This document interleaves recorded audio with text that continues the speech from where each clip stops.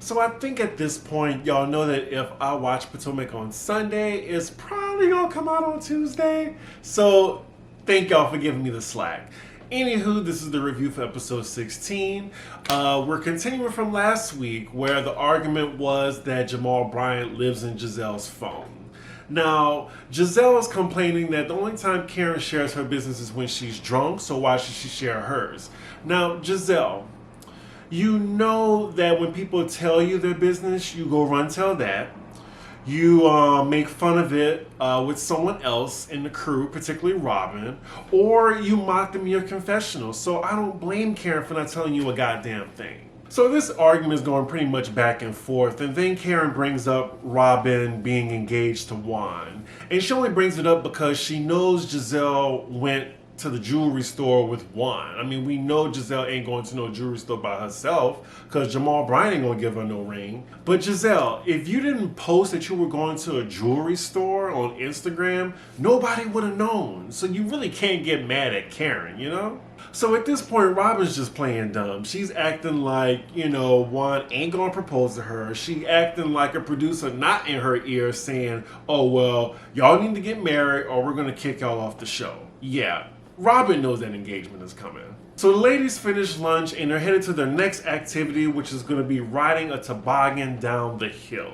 And side note, it looks like Ashley and Candace are really getting along, and it just really sucks that we know, like, further in the season that whole relationship's gonna blow up. Now, all the ladies look a little hesitant to do this activity, but it looks fun to me. And they go through with it. They're riding down the hill. I think it's funny that Karen is screaming out that we're in Portland. Like, what, Portland, Oregon? But yeah, they're in Portugal. But that was a fun scene. Now, next, the ladies are going to a market, and Candace is talking about Ashley about possibly having a child. And Ashley's thinking to herself, bitch, after all you put me through last season as I was on my path to motherhood, and you telling me this? Yeah, Ashley has a point. Like, Candace last season made life for Ashley a living hell. So I get Ashley's point. So next, Giselle tries to get a little private conversation with Karen, and she pulls her to the side and say, can you please stop bringing up Juan proposing to Robin? Like, it's supposed to be a surprise, and I'm not saying it's going to happen, but it might. And this basically just tells Karen and confirms to her that, yes, Juan is definitely proposing to Robin. So some time passes by, and later in the day, they're all getting ready for dinner now. They're meeting each other in the lobby, and then we see Giselle and Ashley. Giselle does not look terrible. Good for her. And Ashley, she looks good. I like what she's wearing. While they're waiting on the other ladies, Giselle tells Ashley that Juan is definitely proposing to Robin. And I'm guessing she's telling this to Ashley because she wants someone else to help her put Karen in check so she doesn't blow the secret. Now, the rest of the ladies come down, and I love what Karen is wearing. I think she's my favorite, best dressed of the evening. Wendy looks good too. And I gotta commend Wendy. She has not mentioned her 4 degrees yet.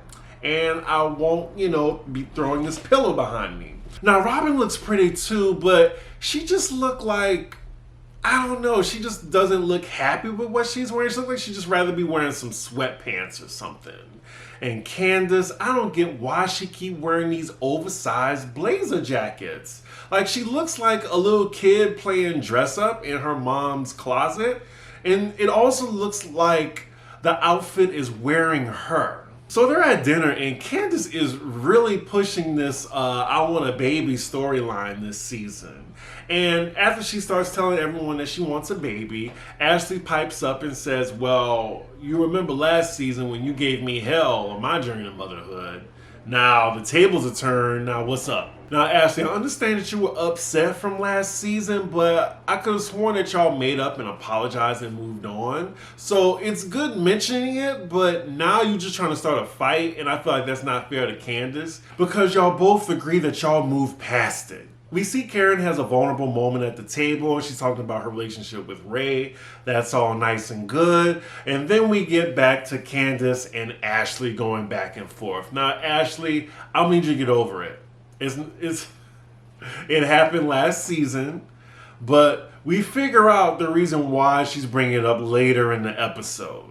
And, you know, I don't really care for Candace, but I'm fair and I'm objective, and I just feel like this isn't fair that Ashley is throwing this in her face now. Now, Giselle and Robin quickly remind her that before Ashley had her white baby, that she was making people's lives a living hell on this show, especially Karen and Robin.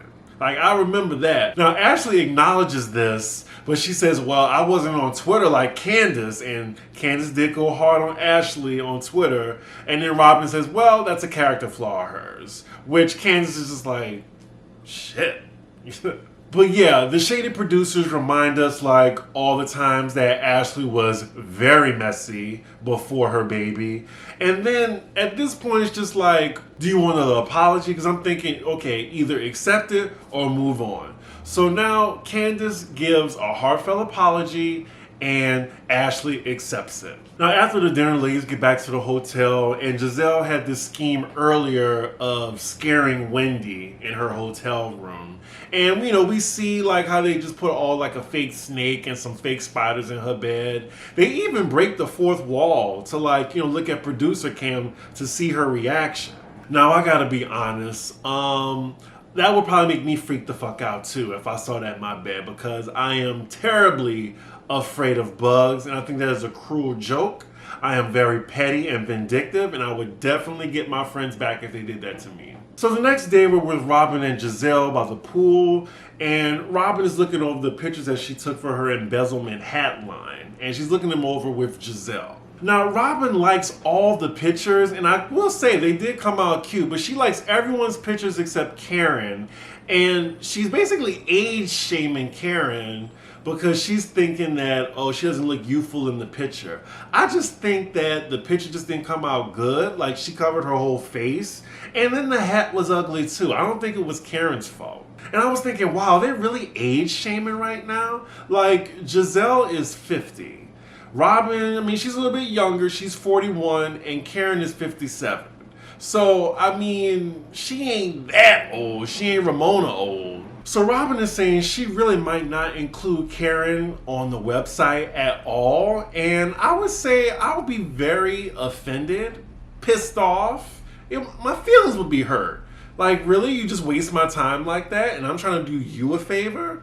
For your little made in China embezzlement hats? Girl, bye. And now they're being real mean girls right now and talking about Karen's sex life. And I'm just like, that's why she don't want to tell y'all green-eyed bandits nothing in the first place. Meanwhile, Karen and Candace are having another conversation on the hotel premises, and they're talking about last night when Candace and Ashley got into it.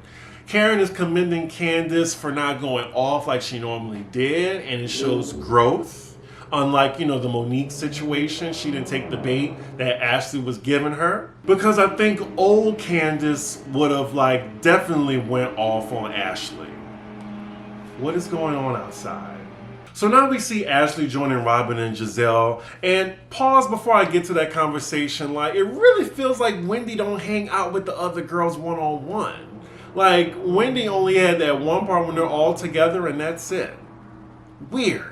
Anywho, Ashley is talking to Giselle and Robin about the night before and how she was chastising Candace about how she mocked her whole journey to motherhood last season. They're trying to figure out where did this come from, because it really seemed like it was just out the blue. Now, as Ashley later explains, she also drops a bombshell to them that Monique asked her to fill out a statement regarding Candace's character. And I'm just wondering, Ashley, why would you tell the Green-Eyed Bandits this? So they could just go and run tell that.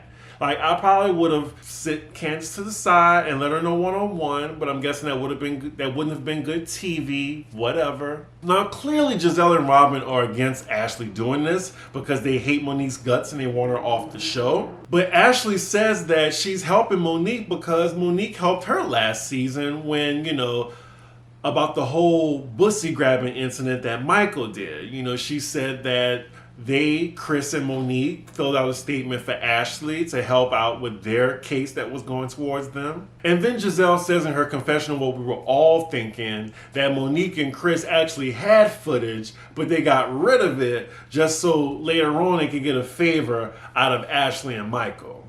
And it kind of sounds true, kinda, but allegedly. Now, Ashley is telling Robin and Giselle that, oh yeah, Monique might go to jail. We know Monique ain't about to go to jail. Like, no reality star is going to go to jail on a fight like that unless she really did some bad damage. And, the damage could have been worse, but I don't think they would have put Monique in jail for this. And it also looks like, Ashley is writing this statement because, she still remember what Candace did to her last season, so she don't really have no issue doing it. Now, Giselle lets her know, yeah, Ashley, if you do this, you can expect zero relationship with Candace, like none. And Ashley's like, you know what? That really doesn't bother me at all.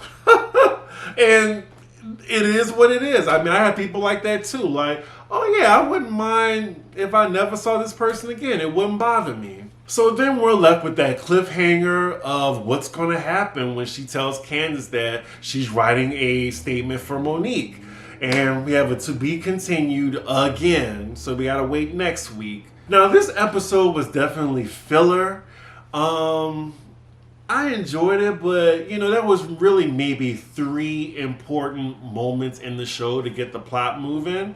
Like, they could have just got to the scene where she told Candace. So we gotta wait for that next week.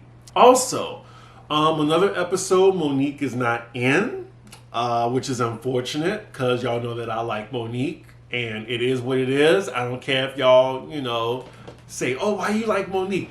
I like Monique for the show. But yeah, at least her name got mentioned. I wonder if she get paid for that. And lastly, Dr. Wendy, I just heard some tea that she's actually in debt for these 4 degrees that she keeps bragging about, to the tune of $1.5 million. Wow. I'm guessing the degrees are worth it, girl. You're still paying for them.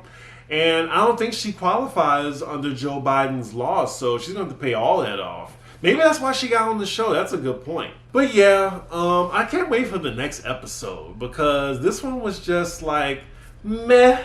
More so a Best Fiends episode, if y'all know what I mean. Anywho, like, comment, and subscribe for the video. Y'all can follow me on Cdiggi1. Also, if you like my t-shirts that I'm wearing, it's in the description where you can get your own. The holidays are coming up, and a fun graphic tee. Who doesn't love that? And it's also 35% off. Anyway, I will see y'all later for the Real Housewives of Salt Lake City, episode 2. All right, bye.